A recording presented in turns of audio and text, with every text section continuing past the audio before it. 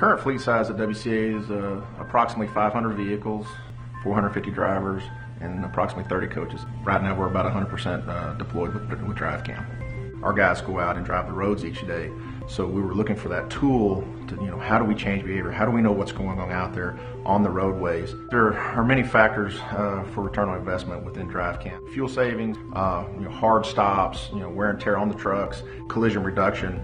We have seen an overall decrease in collisions and severity of collisions across the board. But if there is a collision, then it tells us what is going on with that collision and if there's, what we can do to change that. We're in the 5th most dangerous industry, and it can be scary out there. We're now entering the world's most dangerous place, the public roadway. They know when they come to work that they're going to drive safely today, they're going to get home safely, and I feel that the camera system and changing their behaviors really puts that confidence in them. Some of the things that we have to do in our business is stop on the side of the road and service carts or waste disposal containers and load our vehicles, and we do that 750 times a day, if not more. And so what's happening is the vehicles are coming around us. And it's happened more than once where vehicles come around us, and as they come around us, they don't give themselves enough space to clear our vehicle, and they'll actually clip the front of our bumper or cab as they're getting back into the proper lane. And whether our driver's in the cab or not, the camera picks up the entire event. And when you provide that information to an insurance company, it's open and closed.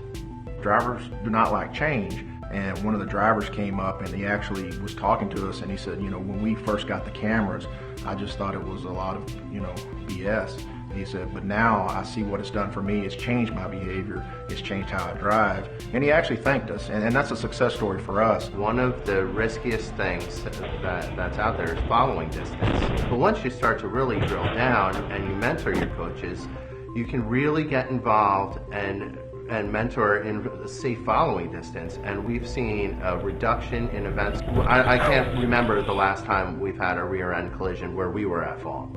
We have had a site that runs 25 routes a day, and they went accident and injury free for an entire year. And that's the kind of successes that we've had. If you're going to be successful with DriveCam, the drivers have to buy into the program, but your coaches have to understand what they need to do to change that behavior. I will describe a typical coaching session. He said, the camera went off, I'm not sure if you're aware of that. And he said, what I'd like you to do is sit down and just watch the event a few times, and then I'll be back. And he steps out, and when he comes back in, he talks to them and he says, what do you think about that event? And he allows the person to say, oh yeah, I do see how I could have avoided that, or this could have been changed, or that could have been changed. And they discuss together, jointly, what the corrective action plan should be to make sure that that doesn't happen again. That's all we're trying to do is change the behavior so we get them back home each day. I would tell anybody, if you have a fleet and you want to change behavior and understand what's going on out on the roadways, DriveCam's your product.